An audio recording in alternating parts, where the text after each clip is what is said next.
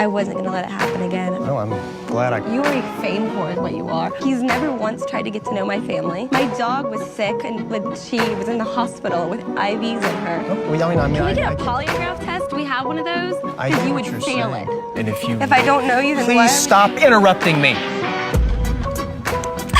The thing is, when I got down on one knee again, I got interrupted. Lord. Sensational. Again, I got interrupted. That was great. And yet again, we see the crocodile tears, trying to get sympathy from everyone. She kept interrupting him when he was trying to have his say. Crocodile tears seems to be their favourite tool in the arsenal. Hey, have men ever thought about telling you how they feel while it's happening? Everything I'm about to say in this video is my own personal experiences. If you can relate to it, great. But I'd just like to share my perspective on this. Because me personally, I've never hid how I feel, especially dating or in a relationship.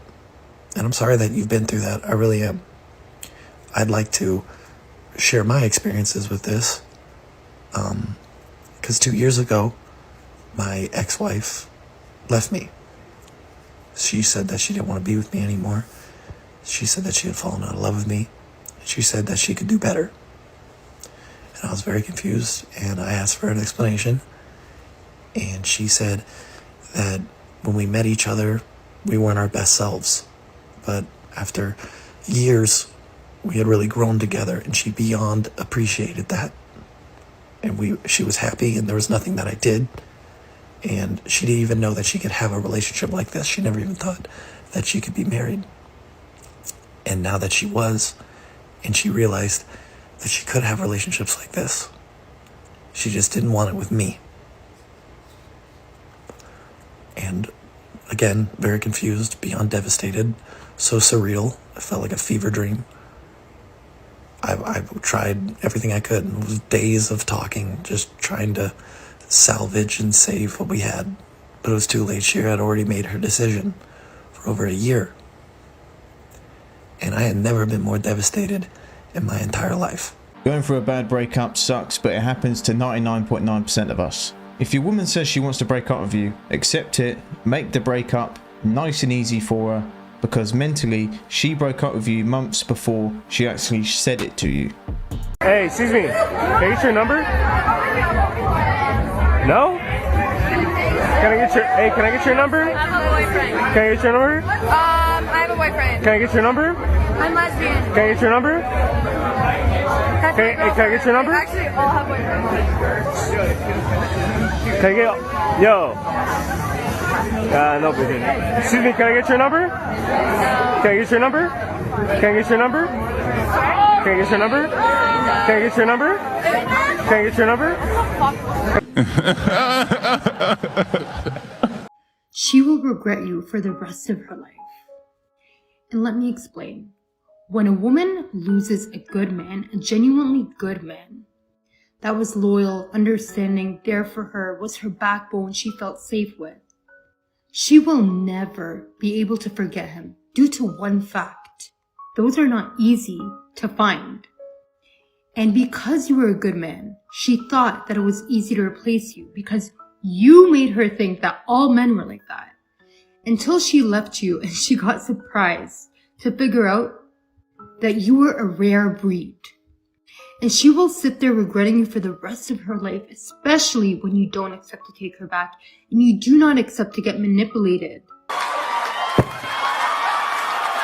They always come back. They always come back. And when she does, the best thing you can do is give the silent treatment. That will tear her up more than anything. She texts you, calls you, you blank her and block her ass.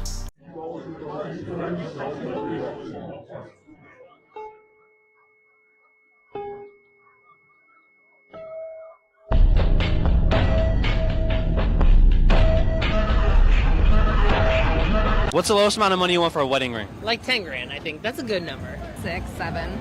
Bucks? 1,000. Come on, that's what you're gonna get. We gotta go. What's one thing you want to try in the bedroom? I've done it all. Let's go. There's literally nothing. Nothing? Nothing else. I've done it all. She belongs to the streets. I was f***ing two brothers at the same time. They knew, but they weren't aware at the time that I was f***ing both of them. Wow. And one of them came into the bedroom. Oh. The morning after, and I'd fallen asleep in the other one's bedroom, and yeah. Jesus can't save these hoes. Listen, I'm pretty sure those brothers knew, but you're a bizzle, and they knew that. You was too dumb to realise. If you're gonna act like a bizzle, they're gonna treat you like one. And you got played. Would you let him slip it? By accident? I make too much money to let that shit happen. What? How much money do you, how much money you make a year? 30,000 a year. How much? 30,000 a year. How much money you make at the end of the year? I make 14,000 a month. I'm not impressed. I didn't ask you for your price, but I told you how much I make a month. Good for you. How do you make that in a month? I sell solar. Solar? Solar, yeah. So you make 14 grand a month? Yes.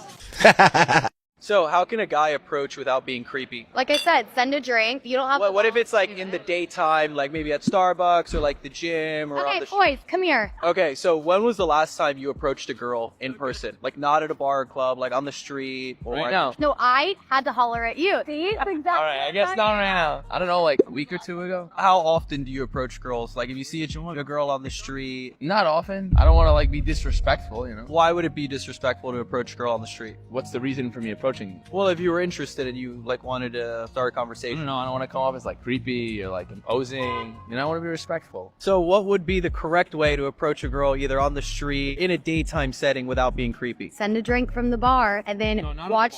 during the day. Oh, during Let's say the you were day. just walking down the street like right now. You could say, I really like your coat. Or I could say, hey, But you would cool keep walking. kid. If I said I really like your coat, you would just keep walking. Maybe I wouldn't. Don't know until you try. She's really trying to secure that free drink. I don't recommend taking her advice. If you see a girl from across the street who you think's attractive, or you want to talk to her, don't walk up to her and just say, I like your coat. If she don't find you attractive or appealing or whatever, she's going to call you a creep and a loser. Girls say they want to be approached, but they'll soon belittle a man who does. Don't get me wrong, I love solo travel, I love going on road trips by myself, and I'm proud of myself for going out and doing things on my own, but sometimes I can't help but think about how nice it must be to have somebody in your life that wants to go and do those things with you, and just think about planning those trips together, doing something spontaneous and saying, let's make this detour, and having them be excited about it, and how nice it must be to have somebody to take pictures of you and with you, and to just be totally on the same page and enjoy each other's company. And like I said, I am proud that I go out and do trips on my own. I'm proud that I don't wait for somebody. And I know there are probably people watching this thinking, man, I wish I could go out and travel by myself. So it's all about perspective, but it's just really easy on social media to see cute couples that are going on these adventures together and not getting jealous and not thinking like, man, I wish I had that. And yeah, I just want to admit that like sometimes, yeah, I totally wish I had that.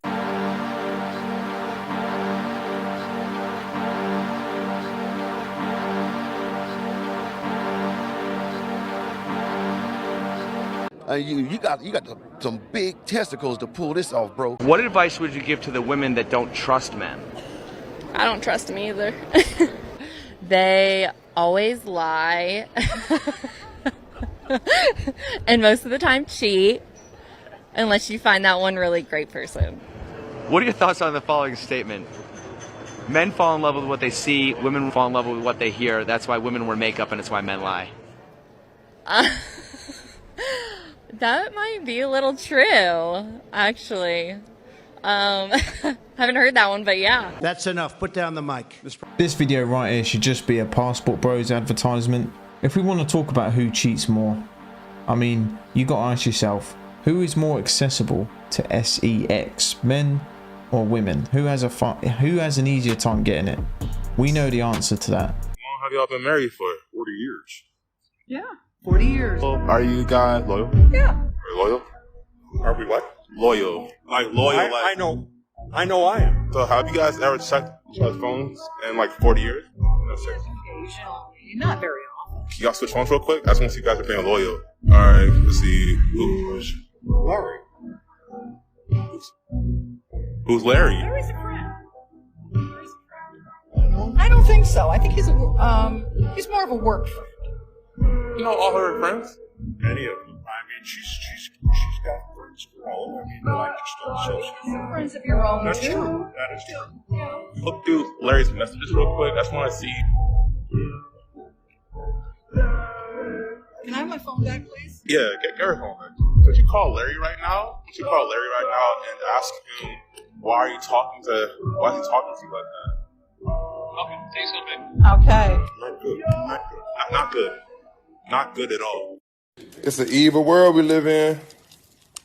40 years gone just like that.